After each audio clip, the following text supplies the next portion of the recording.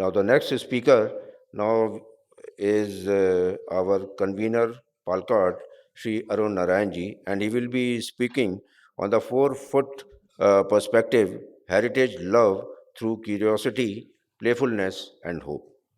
So this is an innovative approach to the connect with the younger people through spirit of fun, playfulness, and discovery. So to understand it further, now I hand over to Sri Arun Narayan. I breathed a sigh of relief when the original plan I was supposed to follow Mr. Muhammad, and then that was changed. I was briefly relieved, but then Anil totally ruined it for me. So that was another. But then in Kerala, when you have like a feast, uh, when you have a feast in Kerala, you between the big parts of the feast, you have like a small sweet sort of interregnum, which kind of cleans up your palate and prepares you for the next phase, the next big phase. So I hope you'll see it that way. Uh, I don't need a pointer, thank you.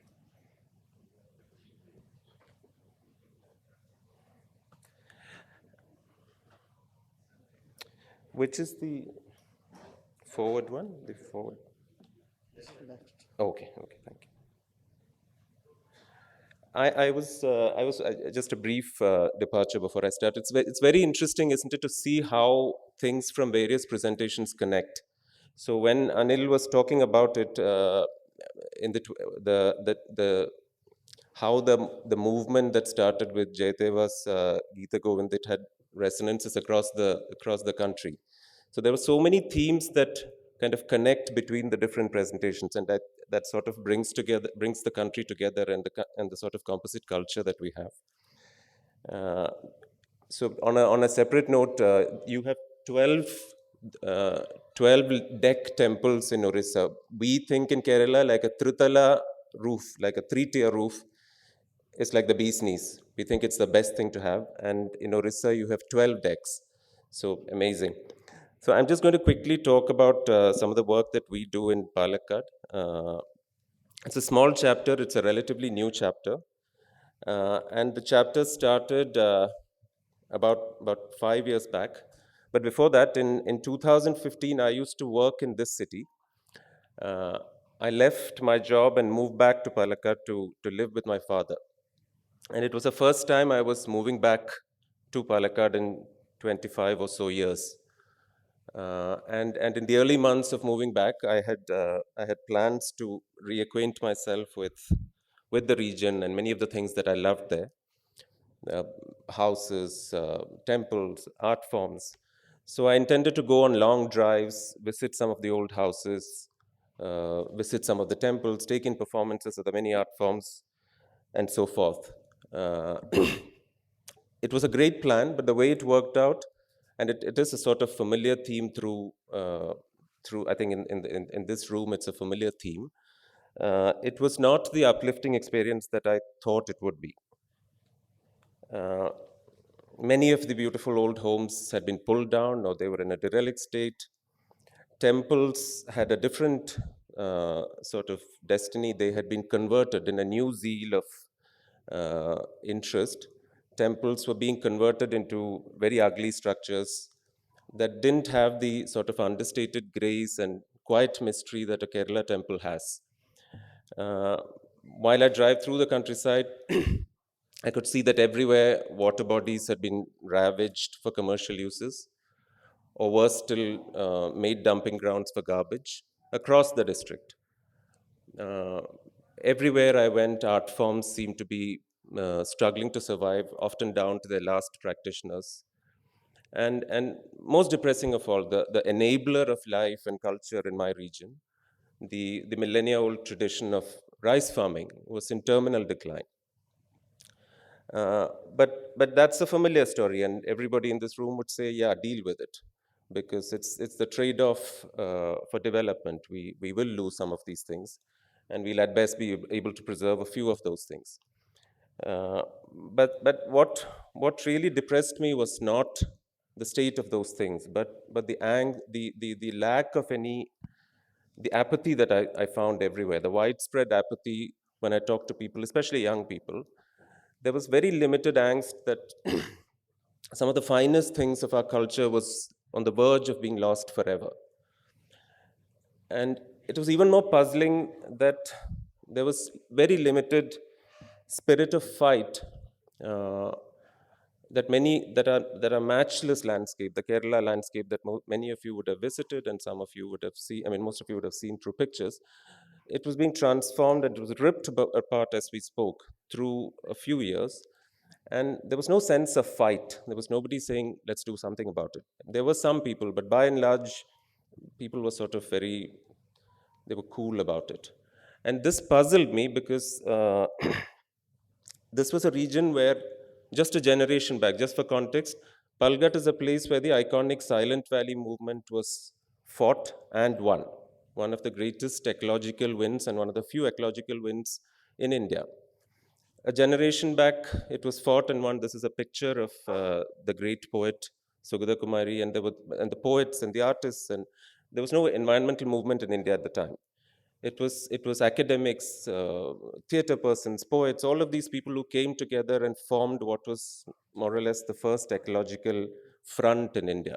They fought and won, and it was a region which had a very vibrant culture of people, especially young people, engaging with local issues.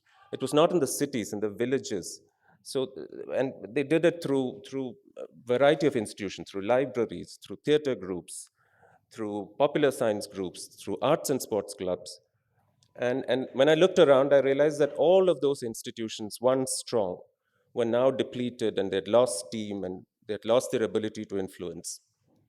And many of them had ceased to exist.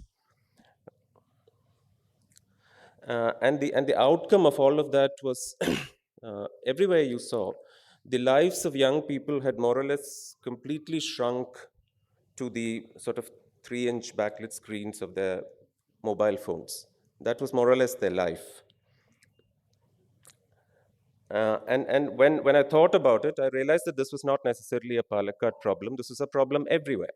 If you're a young person today, you're constantly made to feel discontented in your here and the now, in your present state. To be happy, you need to be somewhere else. You need to wear something cooler. You need to do something else, be with someone else. So there is a pervasive narrative that to be happy where you are is not the place to be. And it was more or less, and youngsters had more or less completely bought into that. So there was no engagement with local issues. Nobody seemed to care about things that were going, because they, in their minds, they were going to go somewhere else. And that obviously, then the obvious question is, what about the counter argument? What if, is anybody telling them that uh, wonderful things are happening in your place, that your place is quite awesome, that there could be amazement and fulfillment where you are? Was somebody telling this to them? That the history of your place, in fascinating ways, is connected with the wider tapestry of the world's history. That your natural world is as wondrous as anywhere else. That it could be fulfilling and there could be promise in your places. Was anyone telling this to them? And I thought that nobody was doing that. If we could tell young people that your place is quite awesome in the following ways, that could change everything. It would create deeper connections. It would create a sense of ownership. But it seemed like nobody was really telling them that. And that you can't just go elsewhere to be happy. Everybody, I mean, you do go back, but in some case, you can't break your connection with your places. That's when you have a culture that's disconnected and slightly confused. So, in time, I started working on some of these things. A few people joined, and that eventually became an intact chapter. At the chapter, we see this as more or less our main mission, to make young people fall in love with the here and the now. And anything that we do, they're small things, but you start small. In anything that we do, the questions we ask ourselves is, uh, are we intriguing young people? Are we delivering experiences that are wonderful and memorable and meaningful for them? Are we letting them go away with exceptional memories? Because I do feel that our greatest chance of saving the things that we value is in getting young people interested at an age when their minds are still forming, when they're not cynical, when they have an infinity of energy, a lot of imagination.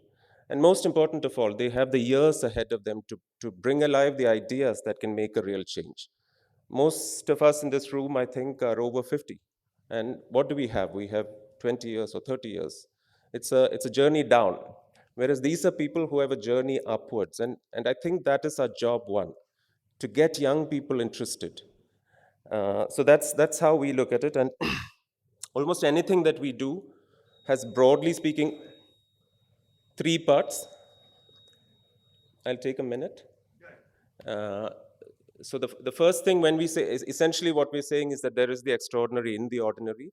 So the first part of what we do is to find examples of extraordinariness in the ordinary, and over the time over time we have explored stories like that. The wonderful story of the curative properties of the milkweed plant, a scientist who a very unassuming scientist who became the father of the Indian remote sensing program, a defunct transportation company that transformed lives in the villages, the wonderful lives of the itinerant shepherds, so on and so forth. We regularly explore remarkable lives in the villages. We even do projects on trees, village trees, and their stories. But it's not enough for us to be aware of these remarkable stories, but you need to get other people to be interested. So the other thing that we do is to create intrigue, and this is the curtain raiser act in the theatrical form of Kathakali, where you initially see tantalizing flashes of the protagonist from behind a special curtain. The intent of it is to create curiosity and interest, excitement in the proceedings to follow. Every great storytelling tradition recognizes this. We do too, and mostly we do it through our communication. We use we use to introduce topics that are unfamiliar. We invoke uh, familiar metaphors. Uh, we use language in interesting ways. We use the power of color and images in lively ways. Uh, we frequently use humor. And in all of these ways, we try to get interest in things that otherwise they're not given to be interested. The given is that they're not interested. So we try to invoke interest in these topics by being interesting in our communication. So these are examples of some of our posters. And I've chosen English posters because somebody had mentioned about local languages. We also do things in Malayalam, but for this group, I chose the English posters. So these are some examples of how we create intrigue.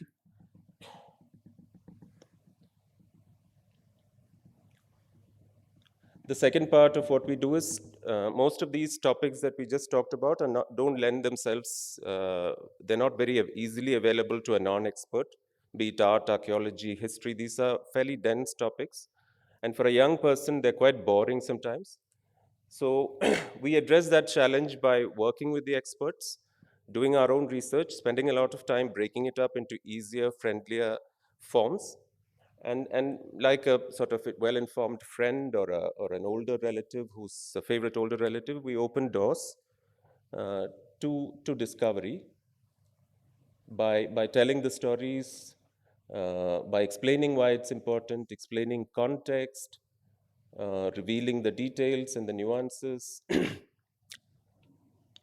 allowing them to have hands-on. This is a little event that we did for people who are sort of visually impaired. So in many ways, we allow hands-on experiences, immersive experiences, and we ensure that in anything that we do, it's not serious and grim, but it's full of fun. And we make sure that there's a lot of fun. The young people have great fun in our events. And when they go away, we try to leave them with things that so it doesn't end with the experience, but there's a connection back to the topic that they were exposed to, which in turn sometimes leads to newer conversations. So this is set of trophies we made for Film It, which was made out of junk material. And we called it Only You. And these little robo figures were Only You. And it sort of brought out the idea that you are different from anybody else, that your creativity, your imagination is different from anybody else. And as much as what we do, how we do it is sort of important. And in all of the things that we do, we try to believe in what we try to exude our zest and our interest in what we do, our energy and our passion. And that is kind of important because young people take their cue from how you look at it. If you look as if you're interested, they think, okay, if the guy is so interested, maybe it is worth paying attention. But most important of all is the fact that we can't be too grim and we can't be too serious. We sort of need to look at these when we approach young people. We need to be a grown up for sure, but we need to be a grown up who's also a bit of a child, and we need to be interested in the things that they're interested, the movies, the music, the technology, the gaming, all of these things. We need to sort of understand that world, and we need to sort of tell stories in a way that would be appealing to them, interesting to them. And that is the way to get, and that sort of is what I chose to call the 4 feet perspective. Thank you so much.